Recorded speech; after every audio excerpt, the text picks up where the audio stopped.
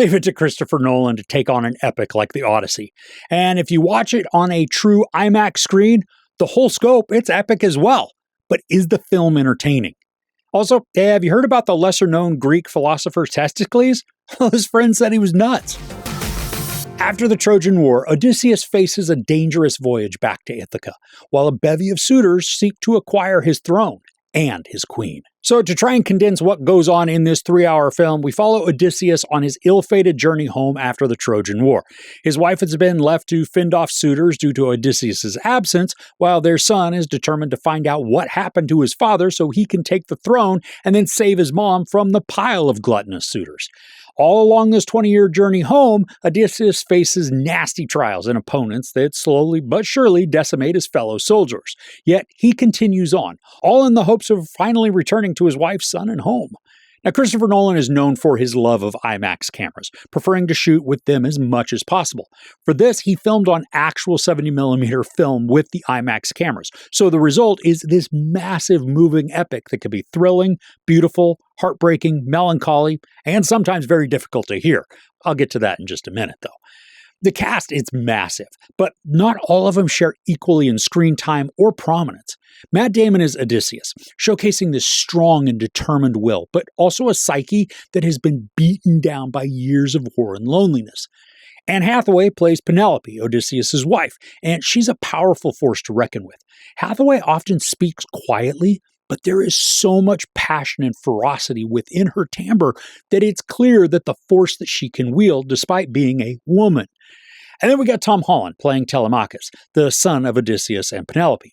Holland rides the line expertly between impatient and impulsive young man and then one who must keep to the traditions and customs so that he doesn't end up on the wrong end of a pointy stick.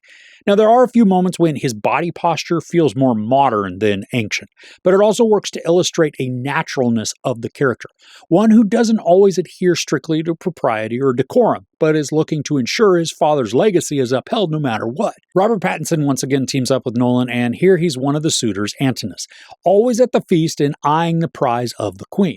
Now, Pattinson is both smarmy and wicked, but also with this background streak of impotent fear.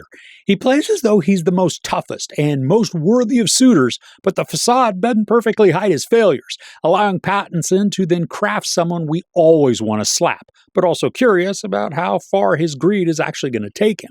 Now, the two final major players within the story are John Leguizamo and Himesh Patel.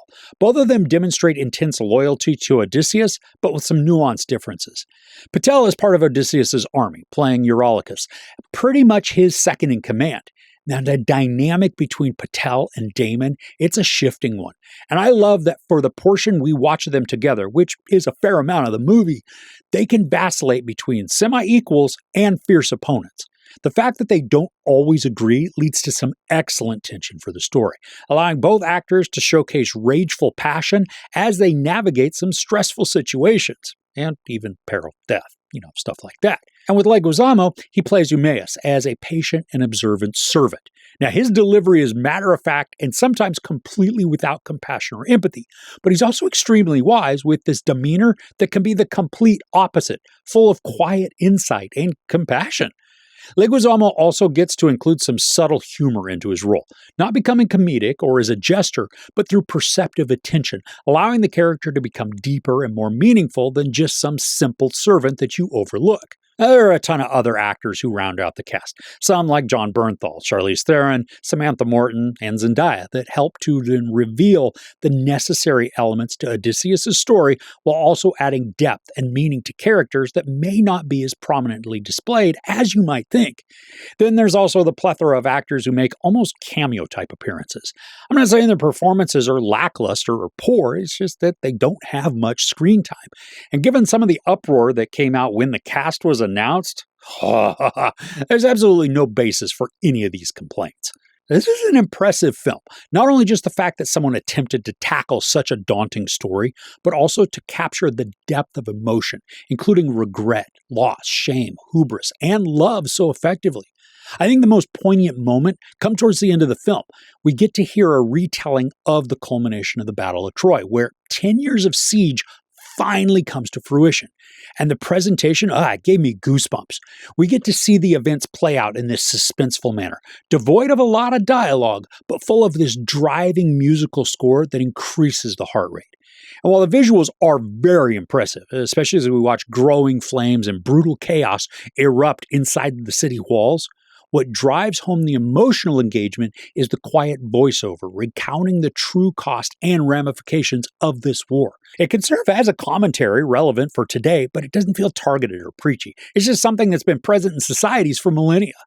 Now, the action in the battles, they're nerve-wracking intense. And while there are moments when the brutality is shown through some slashed necks or maybe some blood spurts, the gore never becomes the focal point. Instead, the presentation homes in on the swiftness and the precision of the Greeks in battle. Now, I found this to be way more effective in sucking me into the story because many filmmakers can create a large-scale war, but it's so much more difficult to infuse that with this lasting meaning that can then haunt your thoughts. Now, I know that Nolan uses minimal, if any, special effects. He prefers in-camera techniques and also utilizes unique sets to capture his desired result. There's a sequence where Odysseus and his men are up against some armored giants, and the way the environment is manipulated to craft urgency and peril, I found it to be awesome. Thanks to this large screen, we can see some of the movie magic as things transform, but it never felt as though this was something that was meant to be hidden. Instead, we need to see how things are shifting throughout this scene to amp up the energy and then highlight the direness of the situation. There are a few other times, especially as Odysseus is trying to get home, where we get to see some unique presentations of beings or powers on display. The majority of these are impressively executed, with an almost sleight-of-hand technique or sometimes perspective tricks that allow for the sequences to come to full fruition. But it's not always 100% perfect or impressive. There's a moment when some sort of creature becomes this foe, and it kind of reminded me of some of the old Godzilla films, where the appendages appeared way more fake than they probably should. In this instance, it is a small scene, but compared to so many of the other obstacles Odysseus faces, this one was lacking, almost cheap-looking. And then we get to this audio. The score is fantastic. It's sweeping and enveloping in ways that combine this ancient tone that's sparingly infused with either some modern aesthetics or elements that are designed to create an off-kilter experience. And when this is utilized, there are chimes or gongs or something that's just somewhat discordant. And that's what builds out the feeling that not everything is A-OK, even if we don't know why yet. And with the dialogue, Nolan has once again fallen into his self-designed trap of allowing unbalanced audio to compete for prominence. Many times throughout this movie, I was barely able to discern what was being said, especially during battles or rough seas or pretty much anything that included action. Now, sometimes we can still get the gist of a conversation or an exclamation just from the facial expressions of the actors. But more often than not, the sound design becomes this jumbled mess of ambient noise, unintelligible speaking, rising music, and then just a general mushing of everything. It's as though they took all of the separate tracks, layered them onto a single track, and then just cranked up the volume, with the final result being this cacophony of unharmonious noise. Now, for me, that's the largest drawback of the movie. And then seeing it at a 70mm IMAX theater with their impressive sound array just drew more attention to how unbalanced many of these sequences are with the audio.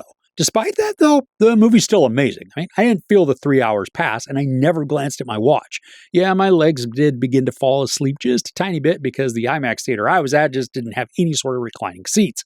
But I was fully invested in the performances. I was captivated by the beauty of the cinematography, and then floored by the emotional depth that didn't get tossed aside in favor of just an epic battle film.